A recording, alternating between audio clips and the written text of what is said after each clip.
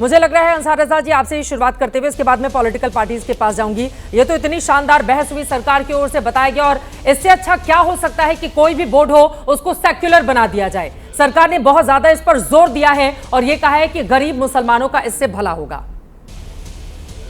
चित्रा जी, जिस तरह आपने बीमार से रुखसत ली है, साफ लगता है जनाजे में नहीं आओगे। ये बहुत अच्छे शायर का एक शेर है। अभी तक वक्फ बोर्ड था, अब ये समझ में नहीं आ रहा है कि सेकुलर लफ्ज उसमें क्यों जोड़ा गया। क्या पहले क्रिमिनल बोर्ड था? क्या दंगा फसाद होता था उसमें, जो सेकुलर कर दिया? मुझे भी नहीं आते ही साथ। दूसरा, इसमें जो 15-20 दिन तक जो नाटक होता रहा कि वक्फ बिल आ रहा है, वक्फ बिल आ रहा है, जेपीसी कमेटी बनी, उसमें मारधाड़ हुई, इतने बड़े बड़े काम कर लिए चोरी छुपे, उस पर ना जेसीपी बनी ना डिबेटें हुई। नोटबंदी हुई, रातों रात हो गई। 2000 का नोट आया, रातों रात बंद हो गया। उतनी दूर नहीं जाते हैं, अभी अरे दूर कैसे नहीं जाएंगे? अरे इसमें गैर मुस्लिमों को शामिल करके सेकुलर बना रहे हैं ना, क्या दिक्कत हो गई आपको? उसके बाद मास्टर एक स्ट्रोक मारा गया किसानों के बिल पर, फिर आ जब लाए अभी इसी तो पर रह लीजिए, मास्टर भटक रहे हैं मुद्दे से और आप। खत्म कर दिया तो मास्टर स्ट्रोक। वक्फ बोर्ड पर बोलने के लिए नहीं है क्या कुछ आपके पास? अब जो वक्फ बोर्ड का जो मसला है, जो तमाशा किया जा रहा है, कोई बदलाव नहीं, ना तो कोई इन्होंने कोई ऐसी चीज उसमें शामिल कर दी है। एक बात कह दी है कि साहब फला आदमी अध्यक्ष होगा उसका, ठीक है, फला उसके मेंबर होंगे। हाँ। हश्र क्या होना है कि वक्फ बोर्ड की जमीनें खरीद लेंगे और लेने के बाद अडानी को हैंड ओवर कर देंगे। ठीक है, सुरेंद्र राजपूत जी भी आपको कांग्रेस पार्टी से दिखाई दे रहे हैं। गौरव भाटिया जी हमारे साथ, राष्ट्रीय प्रवक्ता भारतीय जनता पार्टी के भी जुड़ चुके हैं। गौरव जी, अगर मेरी आवाज आ रही हो आपके पास आते हुए, ये जो सेकुलर शब्द की बात बार बार कही जा रही है बीजेपी के नेताओं की ओर से सदन के भीतर, किरण रिजिजू भी जिसका जिक्र कर रहे थे, ये कह रहे हैं पहले दंगा फसाद होता था क्या कि सेकुलर पर इतना जोर दिया जा रहा है? और भी सवाल जो विपक्षी दलों की ओर से उठाए गए हैं गौरव भाटिया जी, उस पर भी जवाब दीजिए आप।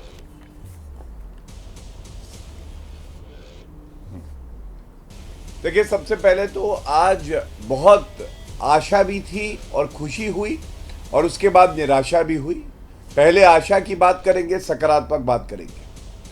पूरे देश में आज सर्वव्यापी समर्थन मिल रहा है इस संशोधन को, और केवल मैं बात नहीं कर रहा हूं कि हिंदू हैं वो समर्थन कर रहे हैं, बल्कि ईसाई और मुसलमान भी समर्थन कर रहे हैं। आप ही के चैनल पे देखा था, बिल्कुल, महिलाएं बाहर निकली और उन्होंने कहा कि हम इस संशोधन का समर्थन करते हैं। ये मुस्लिम महिलाओं की मैं बात कर रहा हूं।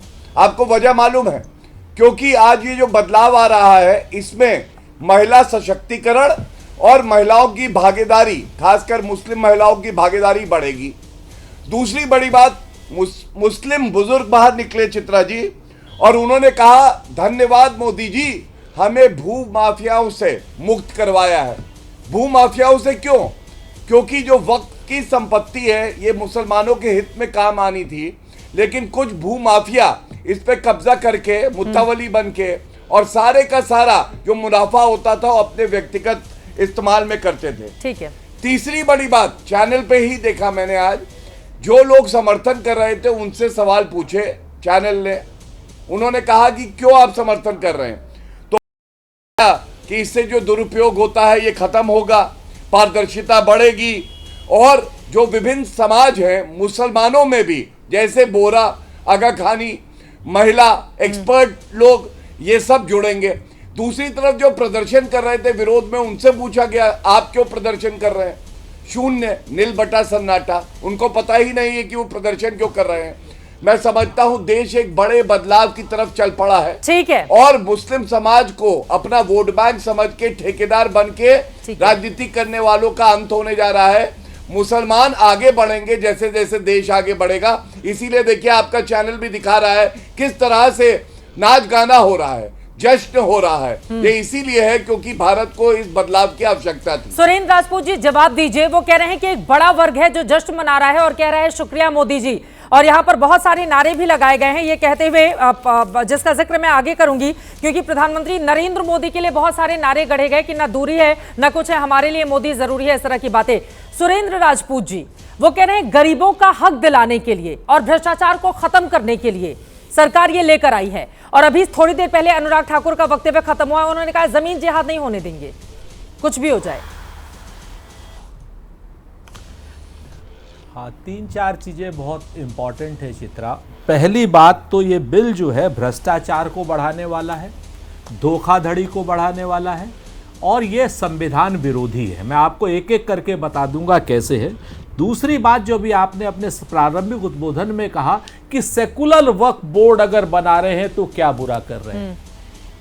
जमीन मुसलमान की, उसका यूज मुसलमान का, उसने अपने अल्लाह को जमीन दी, उसने अपनी दरगाहों को जमीन दी, उसने अपने मदरसों को जमीन दी, उसने अपनी कब्रगाहों को जमीन दी। उसमें सेकुलर कहां से आ गया? वो तो एक धर्म का है, वो तो प्योर धर्म का है और हमारा आर्टिकल, हमारा संविधान उन्हें इजाजत देता है। तो इसको सेकुलर वक्फ बोर्ड बनाने वाले देशद्रोही हैं क्योंकि ये विधान के विरुद्ध है, धार्मिक कार्यों में हस्तक्षेप कर रहे हैं। दूसरी बात इन्होंने कही कि साहब मुस्लिम महिलाओं को आने में आपत्ति क्या है?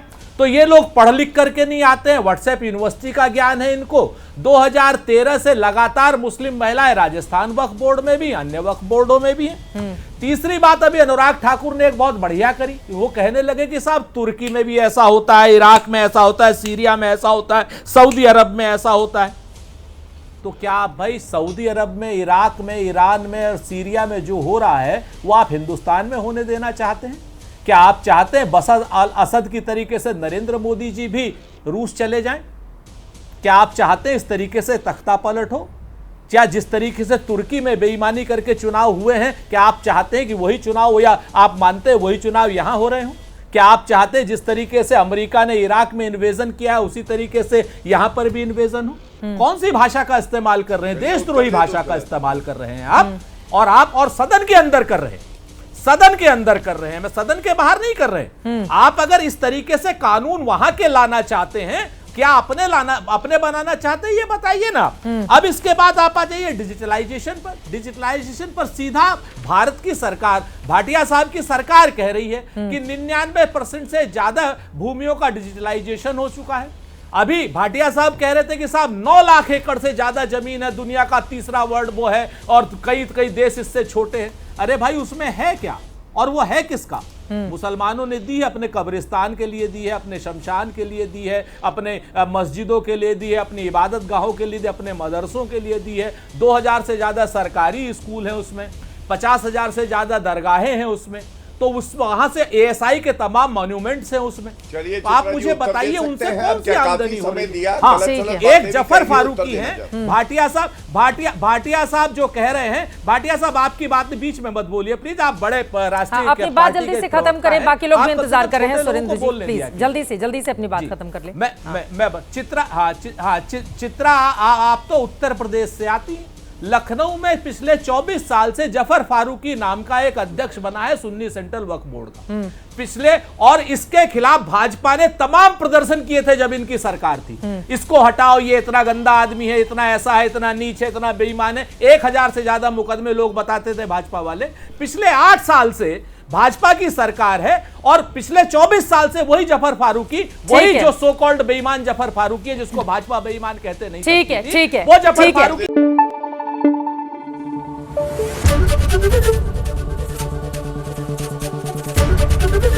एबीपी न्यूज आपको रखे आगे।